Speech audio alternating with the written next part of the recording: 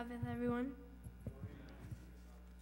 I sat cross-legged on my bed. My stomach aches with fear. How could my father leave my mother, my little sister, and me? How would we manage? My mother's worried face told me that she didn't know the answers to my questions either. KK, I must talk to you, Mother said. Obediently, I went to her. KK, with father gone, I must earn money to support you and your sister. But there are no jobs here. I must go away to find work. Mother's eyes glistened with unshed tears, but her face remained steadfast. No, Mama, I begged. Please don't go. Sobs threatened to overwhelm me. Mother continued speaking as if I hadn't spoken. Little E will go live with your aunt, and you can stay with the Adventist pastor and his family. They will give you a home and help you attend the Adventist school. I tried to speak, but my words found no voice.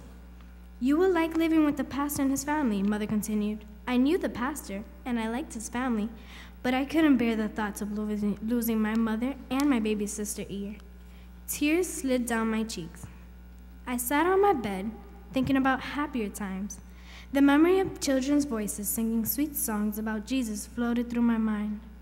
Several months earlier, I heard those voices coming from a nearby church, and the music drew me in. When some friends had invited me to attend the worship service in the little church, I'd agreed. I'd enjoyed learning the songs and hearing the Bible stories for the first time. I'd learned that Jesus is a living and a loving God. I'd invite him to live in my life. Now, I hope that his love will go through my family while we're apart. I settled in a new home and enrolled at Yangon Adventist Seminary, the church's 12th grade school. I'd enjoyed the school and the warm atmosphere here. The teachers were so kind to us. I miss my mother and my little sister, but I enjoyed living with the pastor's large and noisy family.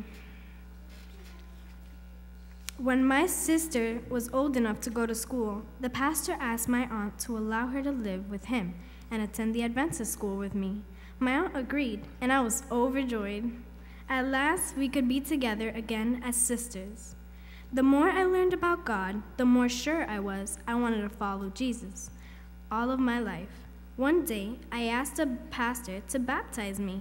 His face beamed with happiness. I felt so loved.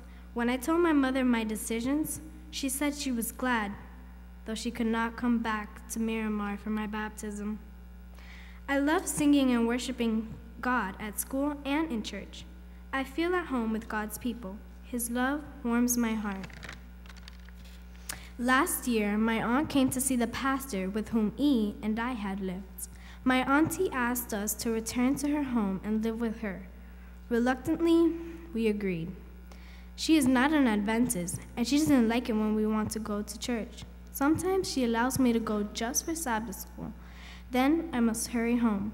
But I'm glad that E and I are together and that I can help my little sister learn about God. My aunt and uncle do not have much money, but it's difficult for her and to support me and my sister. My mother has sent money when she comes, but it isn't well and may not be able to work overseas much longer. The tragedy that tore my family apart was when I was 10 years old has resulted in many blessings for me because the Adventist pastor and his family took me in. I have received a Christian education, and now my younger sister is learning about God as she studies the Adventist school.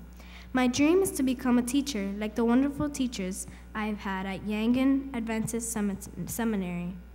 I love working with children, and I want to make a difference in their lives. I want to help them learn about Jesus as I have.